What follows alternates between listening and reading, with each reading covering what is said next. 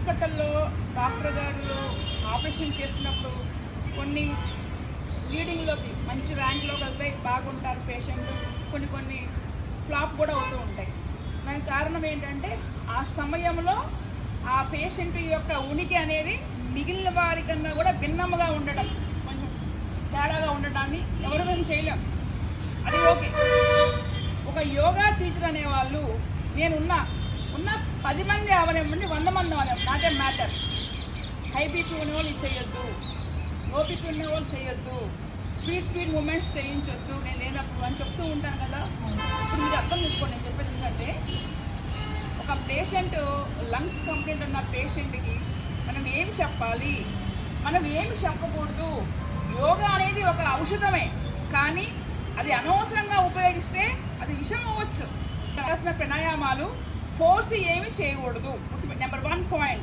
Number 2, ఉచ్ఛ్వాస నిశ్వాసం అనుకుంటాయి కదా, లోపలికి వెళ్ళే శ్వాసని దీర్ఘంగా అలా చాలా ఎక్కువసేపు లాగిన్ చేయకూడదు. అలాగే బ్రీత్ అవుట్ చేస్తే ఎక్కువ తింటే కుంభకం శూన్యకం ఎక్కువ చేయకూడదు.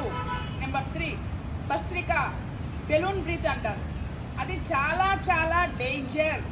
ఎందుకంటే పరిపూర్ణమైన మనిషికి యోగా ఎంతో మంచిది. ఎట్లాంటి రోగాలు రాకుండా మనం కాపాడుకోవడానికి ఈయన ఏమైనా చేయొచ్చు.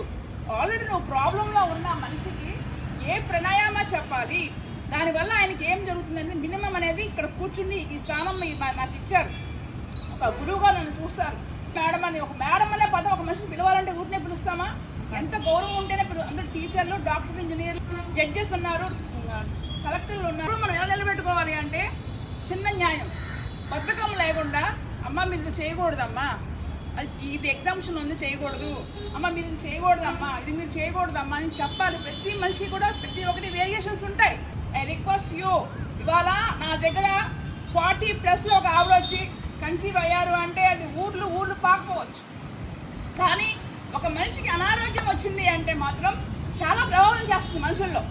నేను ఏం చెప్తానంటే ఒక యోగా ఇన్స్ట్రక్టర్ చెడ్డ పేరు వస్తే ఎక్కడైనా సరే, ఇక్కడేం కాదు, not only my place, my district, my country, any country in the world, yoga teacher అనే వాళ్ళు ఒక చాలా ఉత్తమంగా మనల్ని గౌరవించి వాళ్ళు వస్తారు.